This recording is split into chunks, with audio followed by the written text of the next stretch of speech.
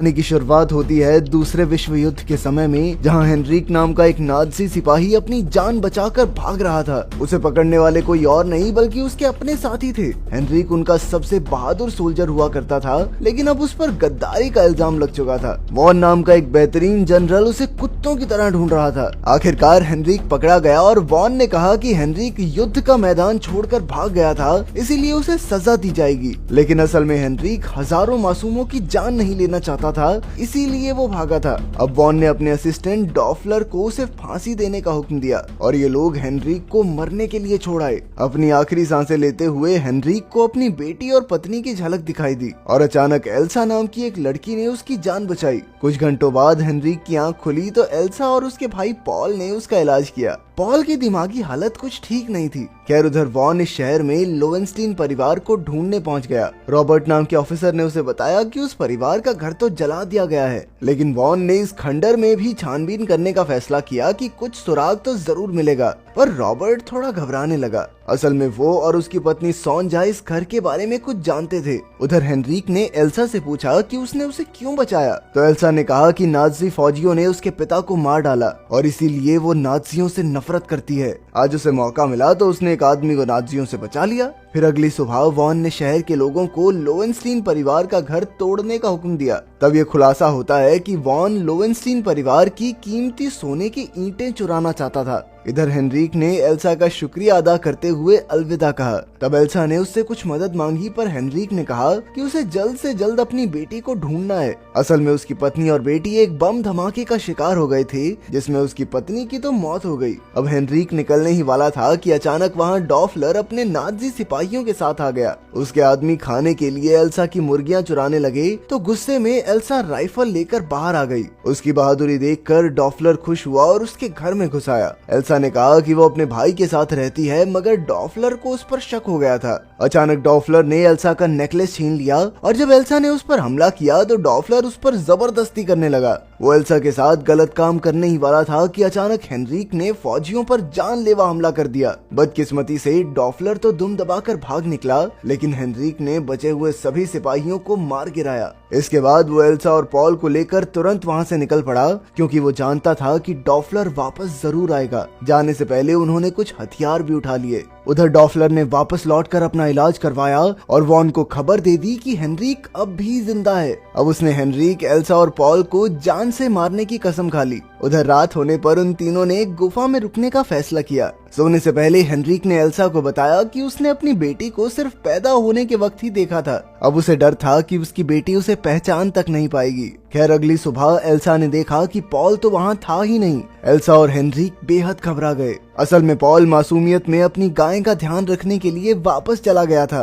पर जल्द ही डॉफलर और उसके फौजियों ने पॉल को बंदी बना लिया। उन्होंने पॉल पर खूब अत्याचार किए ताकि वो एल्सा और हेनरिक का पता बता दे। फिर डॉफलर ने पॉल की प्यारी गाय को भी बेरहमी से मार डाला और फिर उनके पूरे घर को आग लगा दी। इधर एल्सा ने दूर से ही अपने भाई को नाज़ियों के शिकंजे में देखा और वो फूट फूट कर रोने लगी। दूसरी ओर वॉन को अब भी लोवेंस्टीन परिवार का सोना नहीं मिला था। उसने रॉबर्ट को बुलाकर पूछा कि सोना कहाँ है, पर रॉबर्ट ऐसे एक्टिंग करने लगा जैसे वो तो कुछ जानता ही नहीं। अब वॉन ने पूरे शहर में अपनी दहशत फैलाने के लिए पॉल को चौराहे पर फांसी देने का फैसला किया। इधर हेनरिक और एल्सा भी शहर में आ पहुंचे थे और उन्हें काफी भीड़ दिखाई दी। कुछ ही देर में चर्च के फादर ने वॉन से कहा कि वो पॉल को फांसी ना दे। इस पर वॉन को गुस्सा आ गया और उसने डॉफलर से कहा कि इस फादर के शरीर की मरम्मत कर, थोड़ी ज्यादा बोल रहा है हो। अब एल्सा दौड़कर अपने भाई को बचाना चाहती थी, मगर हेनरिक ने उसे जैसे तैसे रोक लिया। फिर उन्होंने दौड़कर अर्मगार्ड नाम की एक औरत से मदद मांगी। उधर नाज़ी फौजी पॉल को चर्च के सबसे ऊपर वाले हिस्से में ले आए, जहां उसे मौत के घाट उतारा जाना था। तभी दो फौजी पागल पागल कहकर उसका मजाक उड़ाने लगे। इस पर पॉल को अचानक से गुस्सा आ गया और उसने उन पर हमला बोल दिया। पॉल ने एक फौजी को तो ऊपर से धक्का दे दिया और दूसरे को गोली मार दी। इसी दौरान हेनरिक और एल्सा चुपके से चर्च में घुस आए। वहीं पॉल आपे से बाहर होकर सब पर अंधाधुंध गोलियां बरसा रहा था, लेकिन फिर वॉन ने उसके सर में गोली दागकर उसे मार डाला। अपने भाई की खून से सनी लाश देखकर एल्सा का दिल चकनाचूर हो गया, पर ये रोने का समय नहीं था, वरना वॉन उसे ढूंढ लेता। नीचे वॉन ने रॉबर्ट और शहर के लोगों को धमकी देकर कहा कि अगर वो उसे सोने का पता नहीं देंगे तो वो सबको मार डालेगा। तभी अचानक एल्सा ने वॉन पर गोलियां चला दी। हालांकि उसका निशाना चूक गया, मगर वॉन ने उस पर हमला नहीं किया। न जाने कैसे उसे एल्सा से प्यार हो गया था। इधर डॉफलर और बाकी फौजी हेनरिक के पीछे पड़े थे, लेकिन वो ये नहीं जानते थे कि हेनरिक के पास बॉम्ब है। जब वो चारों ओर से घिर गया तो वो सबको एक कोने में ले आया और बम फेंककर बाहर कूद गया, मगर वहाँ भी कई फौजियों ने उसका रास्ता रोका। अंत में डॉफलर आकर उसका गला दबाने लगा, पर अचानक वहाँ एक अमेरिकी जहाज ने हमला कर दिया। इसी मौके का फायदा उठाकर हेनरिक भागकर अर्मगार्ड के घर में छिप गया। हेनरिक बहुत बुरी तरह जख्मी था, इसीलिए अर्मगार्ड ने उसका इलाज किया और अपने घर में पनाह दी। असल में उसे देखकर अर्मगार्ड को अपने बेटे की याद आ गई थी, जो इटली के युद्ध में मारा गया था। कुछ ही देर में फादर भी वहां आ गया और तब हेनरिक ने उससे एल्सा के बारे में पूछा। फादर ने बताया कि एल्सा को गिरफ्तार कर लिया गया है और वॉन यहाँ लोवेनस्टीन परिवार का सोना लूटने आया है। उधर रॉबर्ट रात को छिपकर अपने दो दोस्तों से मिलने गया। तब ये खुलासा होता है कि वो तीनों सोने का पता जानते थे और अब रॉबर्ट ने वॉन को पूरी जानकारी देने का फैसला किया, क्योंकि वो अपने बच्चे को मरते हुए नहीं देखना चाहता था। पर जैसे ही वो जाने लगा तो अचानक किसी ने उस पर कुल्हाड़ी से हमला कर दिया। उस पर वार करने वाली कोई और नहीं बल्कि उसकी पत्नी सोंजा ही थी। फिर सोंजा ने उन आदमियों के साथ मिलकर रॉबर्ट की लाश ठिकाने लगा दी। दूसरी ओर वॉन एल्सा को अपने साथ डिनर करने ले आया। वॉन ने कहा कि एल्सा बिल्कुल उसकी पिछली प्रेमिका जैसी दिखती है। वो यहूदी थी, इसलिए वॉन ने उसे मार डाला और उसकी दी हुई अंगूठी अपनी आंख में गुदवा ली। अब उसने घुटनों पर बैठकर एल्सा से अपने प्यार का इजहार किया। उधर फादर और अर्मगार्ड हेनरिक को लोवेनस्टीन परिवार के बारे में बता रहे थे। हिटलर ने सभी यहूदियों को मार डालने का हुक्म दिया था, इसलिए रॉबर्ट ने भी लोवेनस्टीन परिवार को जलाकर मार डाला, जबकि उन्होंने आज तक किसी को कोई नुकसान नहीं पहुंचाया था। इसके बाद उनकी सोने की ईंटें रॉबर्ट और सोंजा के हाथ लग गई और उन्होंने सारा सोना एक कब्र में छिपा दिया। खैर, आज रात सोंजा उसी सोने को बाहर निकालने वाली थी, पर वहाँ तो सोना था ही नहीं, बस एक बाइबल रखी थी। और तब पता चला कि फादर ने पहले ही वहाँ से सोना निकालकर चर्च में छिपा दिया था। अब हेनरिक ने फादर से गुजारिश की कि वो सोना वॉन को दे दे ताकि वो एल्सा की जान बचा सकें। उधर वॉन के सो जाने के बाद एल्सा कमरे से भागने वाली थी। तभी उसे वॉन की उंगली में एक अंगूठी दिखाई दी। उसने देखा कि उसमें एक अजीबोगरीब गोली छिपी हुई थी। जैसे ही एल्सा ने वो गोली निकाली तो अचानक वॉन की आंख खुल गई। उसे शक ना हो, इसीलिए एल्सा उसे चूमने के लिए आगे बढ़ी। इस तरह उसने अपने मुंह से वो गोली वॉन के मुंह में डाली और उसके जबड़े पर मुक्का दे मारा। असल में उस गोली में खतरनाक जहर था, जिससे वॉन की मौके पर ही मौत हो गई।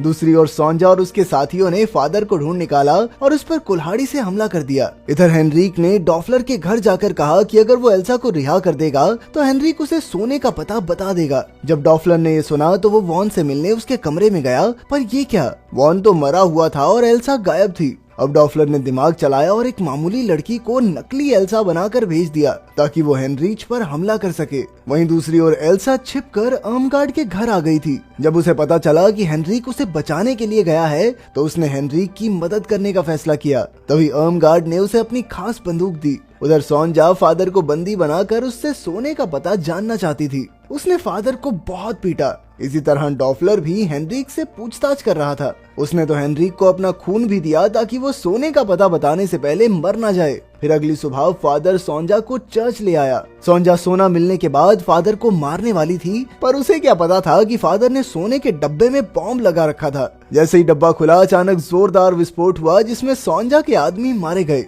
कुछ ही पलों में डॉफलर और उसके फौजी भी चर्च आ पहुंचे। वहाँ की हालत देखकर वो हैरान हो गया, लेकिन खुशी की बात ये थी कि सोने की ईंटें अब भी सलामत थी। अब डॉफलर ने फादर को गोली मार दी और अपने फौजियों को सोना चुराने का हुक्म दिया। पर तभी एल्सा आरपीजी राइफल लेकर चर्च के बाहर आ पहुंची। उसने धमाके से चर्च की काफी दीवारें गिराई और बाहर का रास्ता बंद हो गया। फिर अर्मगार्ड खुफिया रास्ते से अंदर आई और उसने काफी फौजियों को मार डाला। फिर उसने डॉफलर के पेट में चाकू घोंप दिया, पर अचानक किसी ने अर्मगार्ड को गोली मार दी। इससे एल्सा को बहुत गुस्सा आया और उसने अंधाधुंध फायरिंग शुरू कर दी। पर जैसे तैसे डॉफलर उठ खड़ा हुआ और एल्सा को बुरी तरह पीटने लगा। खैर, ऐन वक्त पर हेनरिक ने पीछे से डॉफलर पर हमला करके उसका काम तमाम कर दिया। इसके बाद हेनरिक और एल्सा चर्च से बाहर आ गए, पर अब भी अंदर एक फौजी जिंदा था। उसने उठकर सारा सोना हड़पने की कोशिश की, पर अचानक सोंजा ने उसे गोली मार दी। असल में वो भी जिंदा बच गई थी। फिर वो सारा सोना चुरा कर शहर से फरार हो गई, पर ज्यादा दूर जा नहीं सकी क्योंकि अचानक अमेरिकी फौजियों ने उस पर टैंक शेल्स से हमला करके उसके चीथड़े उड़ा दिए। आखिरकार हेनरिक एल्सा के साथ हैगन शहर पहुंचा और इतने सालों बाद अपनी बेटी से मिला। उससे मिलकर हेनरिक को बेहद खुशी हुई और उसने हमेशा उसके साथ रहने का वादा किया। अब एल्सा, हेनरिक और उसकी बेटी ही एक दूसरे का परिवार थे। अगर वीडियो पसंद आई तो लाइक कर देना, चैनल को सब्सक्राइब कर देना। मिलते हैं अगली वीडियो में।